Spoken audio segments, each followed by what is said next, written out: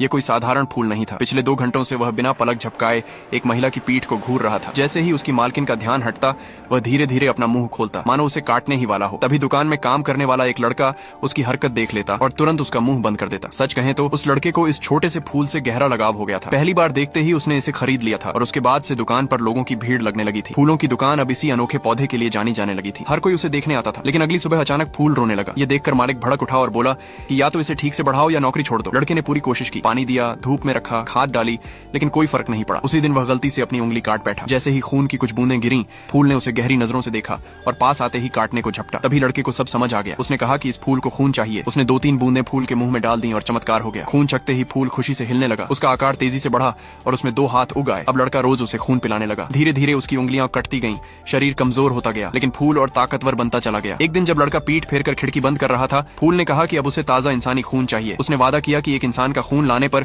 वह उसकी एक इच्छा पूरी कर देगा। लड़के की बस एक चाहत थी कि जिस लड़की से वह प्यार करता था, वह भी उससे प्यार करे। मगर उस लड़की का बॉयफ्रेंड एक दंत चिकित्सक था जो उसे रोज सताता था। फूल की बात मानकर लड़के ने उसे मार डाला और शव फूल के पास ले आया। लेकिन फूल ने कहा कि खुद काट कर उसे खिलाओ। डरते हुए लड़का ऐसा करने ही वाला था कि तभी दुकान का मालिक आ पहुंचा और बंदूक तान ली। उसी पल दुकान के पीछे से वह दानव सा फूल खुला और एक ही झटके में मालिक को निगल गया। 2 लोगों को खाकर वह और भी शक्तिशाली हो गया। लड़का भागना चाहता था, लेकिन फूल ने धमकाया कि अगर वह गया तो वह उसकी प्रेमिका को खा जाएगा। लड़के के जाते ही फूल ने अपनी बेल से एक सिक्का निकाला, फोन में डाला और उसकी आवाज में लड़की को कॉल कर घर बुला लिया। लड़की जैसे ही पहुंची, दानवी फूल ने उसे पकड़ लिया और खाने ही वाला था। तभी लड़का लौट आया और पूरी ताकत से उसे बचाने की कोशिश की, लेकिन बहुत देर हो चुकी थी। लड़की गंभीर रूप से घायल थी और उसकी बाहों में ही दम तोड़ देती है। दर्द और गुस्से में लड़का उसकी देह उस फूल को खिला देता है और खुद को खत्म करने के लिए छत की ओर बढ़ता है। तभी एक आदमी सामने आता है जिसके हाथ में भी वैसा ही छोटा दानवी फूल होता है। लड़का समझ जाता है कि अगर इसे अभी नहीं रोका गया तो तबाही फैल जाएगी। वह लौटता है और आखिरी लड़ाई लड़ता है, लेकिन फूल अब बेहद ताकतवर हो चुका था। उसने लड़के को भी निगल लिया। उसके बाद उसके शरीर से कई छोटे छोटे दानवी फूल उगाए। जल्द ही ऐसे फूल हर जगह बिकने लगे। लोग उन्हें पागलों की तरह खरीदने लगे और कुछ ही महीनों में वे सभी विशाल होकर पूरी दुनिया को तबाही की ओर धकेलने लगे।